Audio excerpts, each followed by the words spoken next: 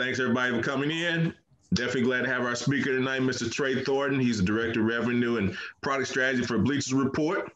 So thanks for being on tonight, man. We appreciate it. First of all, I want to start with you and myself, just asking you a question. Of course, we have Coach Jonathan Perry on as well and some of our kids. Can you explain kind of your role with Bleacher Report? I sure can. Yeah, so I'm sure Director of Revenue and Product Strategy is a lot. So basically what I do is I work kind of cross-departmentally at Bleacher Report, supporting both the sales end of our organization, but also the product end. And so if you guys are familiar with the brand and our properties, we have our own app. And so on the product side of things, it's not necessarily developing new experiences within the app. It's more so developing ad experiences. So ability for us to sell advertising into those experiences within our different platforms. So that's the product side. On the revenue side, I work very closely with our sales teams across the country to hit our revenue goals. So whether that's existing revenue that we're trying to bring back in-house from things that we've done in the previous year, or creating new opportunities for them to sell into, whether it be, new IP that we're developing, or a new property, or some new rights that we might have acquired over the year. It's on me and my team to kind of put those opportunities out there for the sales team to then go sell against. So I work kind of in a cross departmental function in both an internal and external function. So there's a lot that I do, but a lot of it all ties to, making money for the company and trying to drive the brand further and further. Awesome. So I'm just going to kind of jump off of what Deontay was asking. I'm just curious, like, what kind of experiences or people led you to pursuing this career? Great question. I wouldn't say that, like, when I was sitting in my room as a 13 or 14-year-old that I saw myself as the director of product at Bleacher Report as a 30-year-old, but I think a few things have led me to this industry. I got into, as a 13-year-old, I think I knew that I wanted to go into sports. I think a lot of people have, those dreams. They want to either be an athlete, they want to be a personality. But what I didn't necessarily realize was the industry that supports sports and the ability to still be kind of within that landscape and within the stuff that I really care about, but be able to apply the skills that I've learned throughout my career to something that is not commenting on a basketball game or trash talking somebody on the sideline of an NFL game. So it's certainly been an interesting journey, but I think what's kind of led it all is just my overall passion for sports and just the want and the need that even if I'm talking about bringing in a six-figure deal, the deal is around NBA All-Star Weekend, right? It's something that I personally care about and is something as a fan and just a general human being, know a lot about, but also really care to continue to develop my career within kind of those boundaries. So it's been an interesting journey to say the least, but I'm happy where I'm at and happy where things are headed. Going back to you saying that I'm glad to hear that you're in your passion. This is also an industry that I'm very much interested in. So I would like to know personally, what is the most rewarding part of your job?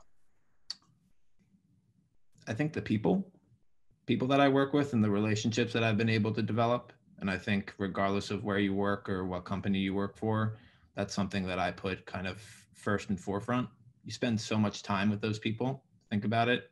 You spend more time with them than you probably do with your family. So it's definitely kind of a core part of what I'm looking for. And it really makes my job a lot easier. Not only liking the people that I work with, but also respecting them and getting to that level of being able to communicate on that wavelength, I think is extremely important for really any business or any team, right? I see a business really as a team. And that's why I think, I've looked for a role that is so cross-departmental, right? I get to talk with so many different people. I get to form those relationships across different parts of the business that somebody that might be a salesperson or somebody that might be a marketer might not have that touch point. So being able to kind of go out, express myself, establish those relationships, but then establish that level of respect and trust so that when we are talking about business and we really need to get down to the nitty gritty, is as comfortable and as kind of conversational as me checking in with you to see how your weekend was.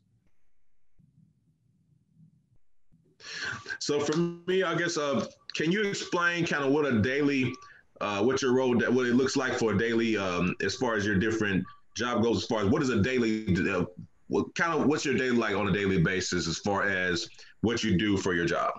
Are we talking pre-COVID or COVID? Give me both, pre and post. So I would say the reason I mentioned that the last year, as I'm sure most of you guys can see, is everyone's worlds have been kind of flipped upside down. And it's a funny story. I was traveling actually in early March, almost about a year ago this time. And I remember the news kind of first breaking about the pandemic and everything happening. And I was sitting at a table with some of my friends, and they were all worried about the markets that they were in and how financial markets were going to be impacted. And I sat there being like, I'm in sports. I am not impacted. Like, this is not going to touch my world. Got back, I think that Monday, that Wednesday, the NBA postponed their season. And then the dominoes started to fall. And so there was a lot of work that was done to try to triage, because not only was, were we headed into a busy NBA season, but we also had March Madness, which is another property that Turner operates for the NCAA. So there's a lot of triaging, a lot of trying to salvage as much dollars as we could while still trying to be as favorable to our clients and not trying to be greedy. So that has changed my day-to-day. And getting to your question, a lot of it is kind of dependent on the day. So I'll say some of the time is spent in meetings internally. So whether that's working with different teams on strategy about how they're going to kind of work with clients in their best ability, to then potentially working with our platform partners. So we have weekly calls with the likes of Twitter and YouTube and Facebook to kind of check in with them and see what they're doing on their platform, so we can try to continue to innovate and kind of maintain our cloud on those platforms. And then there's a lot of other things internally, whether it's, reporting and doing some analysis in terms of how the team is operating and how, again, those relationships that we're fostering and hoping to continue across the organization are working properly. So I don't have like a set schedule, I would say. Each day is a different challenge, which is exciting to me. I know that's maybe not exciting to all types of people, but I actually embrace the challenge and really look for, those one or two things that are going to pop up during a different day to really give me some variety and, keep my mind working in different areas. Yeah, I like that answer.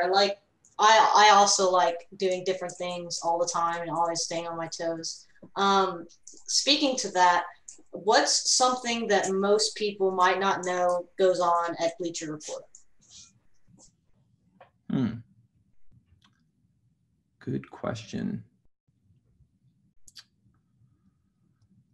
I don't know if there's like a secret or anything that like we do that's different, right, than maybe an ESPN or somebody would do. I think what's maybe lost there is Bleacher Report as a company is one brand, right? But within our brand, there are 6 or 7 different portfolio brands. So you think of House of Highlights, you think of our BR football brand, you think of BR Hoops, which is our high school kind of college focused brand.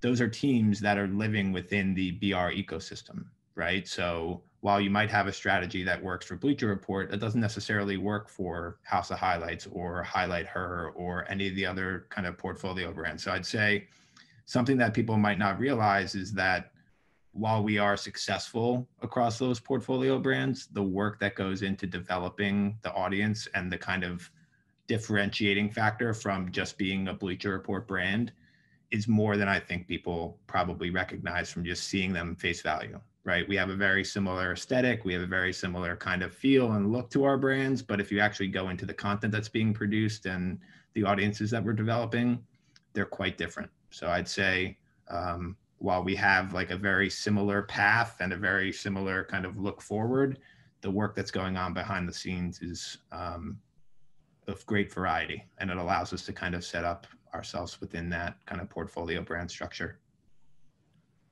Trey, I got a question. I can call you Trey, can I? You certainly can. Trey, man, my buddy, man, we go way back. Remember me from childhood. So here's that's a good what I'm one, telling actually. people when I get there. Adam will probably ask you this. Yes, he and I are on first name terms, as you can tell.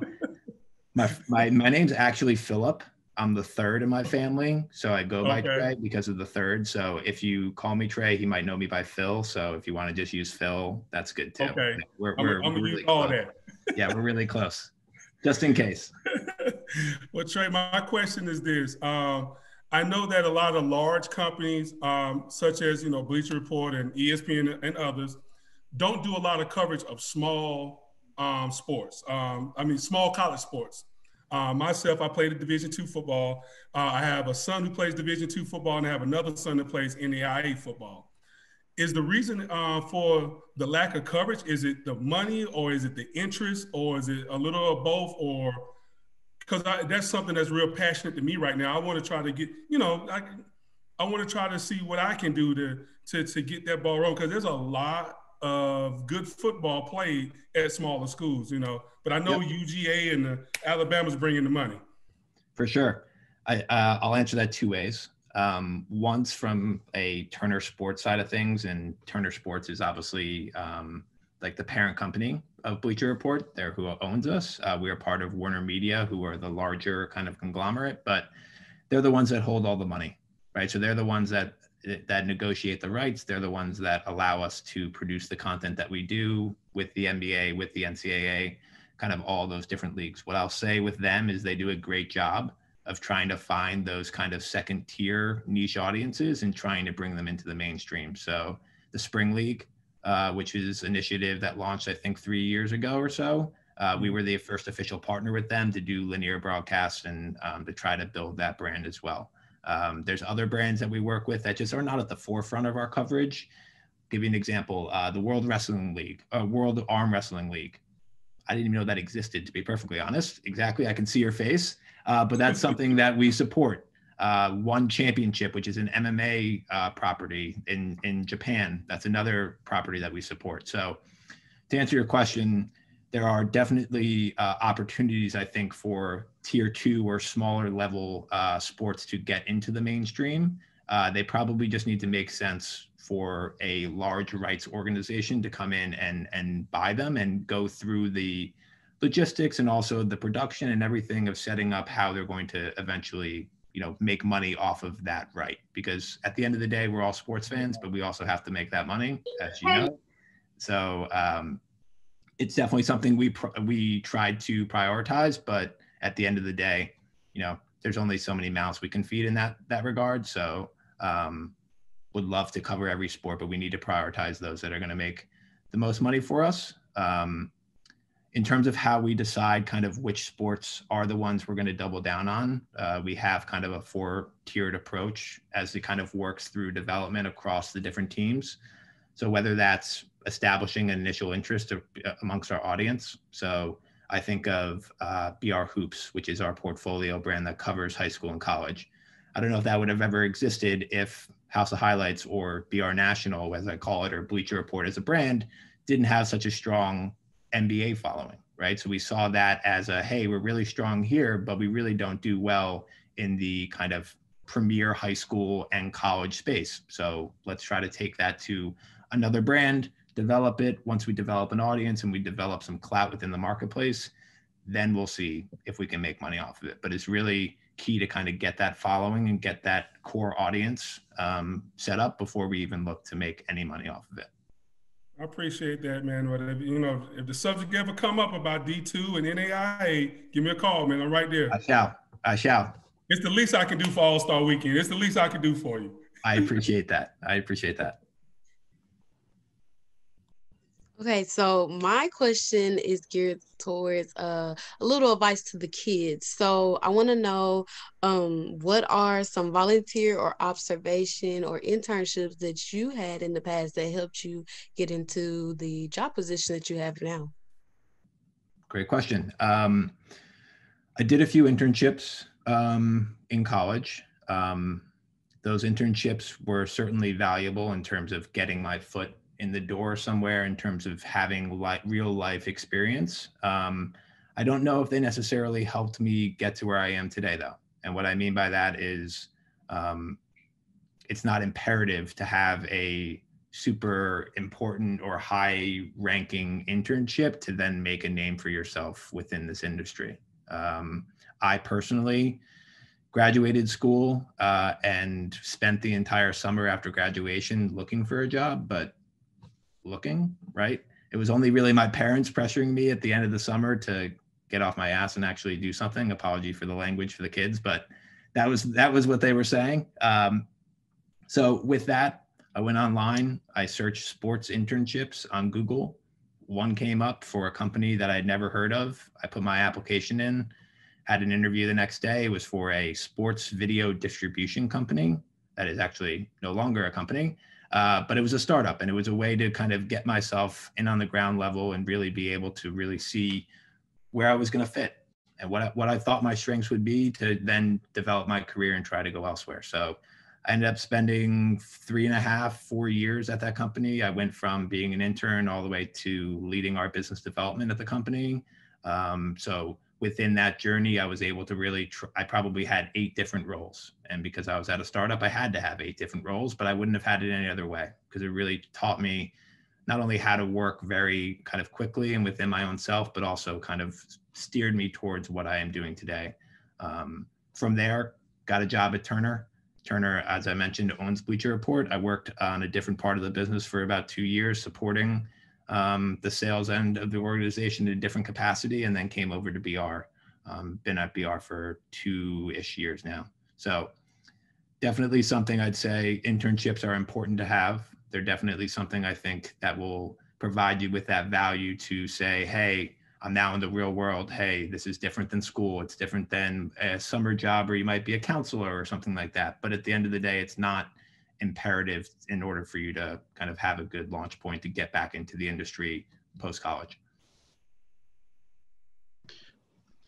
That was going to be kind of like my next question for you. I think she kind of elaborated on kind of what I was going to ask, but I guess my thing was the kids are in high school. How can they start exploring such careers at Warner Media and Turner Sports and Bleacher Report?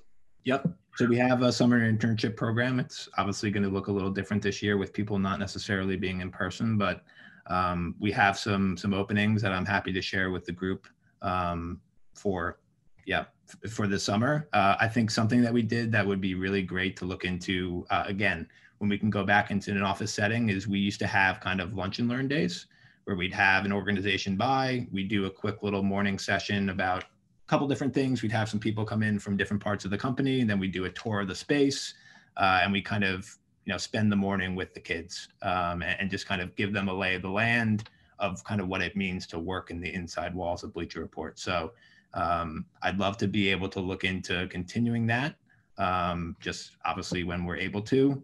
And then for internships, as I mentioned, we have stuff available this summer, but I'd also look into, stuff that we could do during the school year. If it's people that are here local in New York, I know that certain schools offer, those internships during the year to come in and kind of, whether it's shadowing or whether it's doing something once a week, I'm all for having other people at the table and sharing my knowledge. So that's where I am now. I'd say in terms of just in general, throw your name out there. I think that's the best thing you can do at this point, right? It's important to obviously have connections, and those connections will help you in certain instances, but you shouldn't rely on those connections to get you where you are. I think if I hadn't applied to that internship back in 2012 now, who knows if I'd be where I am now. And it's something that I wouldn't trade for the world, even if the company that I worked for didn't end up working out. So I'd say even if you don't think it's a place that is cool, or even if you don't think it's a place that even your parents would know. My parents didn't know what I did for the first 5 years of my career. They couldn't explain it to their friends. I couldn't explain it to my grandparents. It was a fun time, but at the same time, it's not important. It really isn't. What's important is loving what you do and making sure you're progressing each day and being able to grow.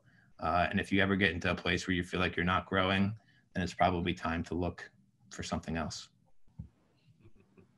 All right, we got 2 minutes left, but Coach Perry, you got a question for Trey? Just, are there age limit on them internships? Because I may need a career change. I know I'm a young 49, though. I'm a young 49. Absolutely not. Why put a limit on an age? I don't believe in that.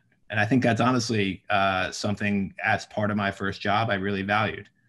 It was something as a startup, we were knocking on anyone's door, and whoever would open the door, we would talk to. So that was me emailing, not Adam Silver, but the people high up at the NBA to try to get them on the phone. We did a deal with the NFL when I was there. We talked with, SVPs and VPs, and I'm here as a 22-year-old intern, just kind of typing away emails. So I think that is a really important lesson, is to throw yourself out there and really try to, not really care not care who's on the other end, but not necessarily give as much attention to who's on the other end.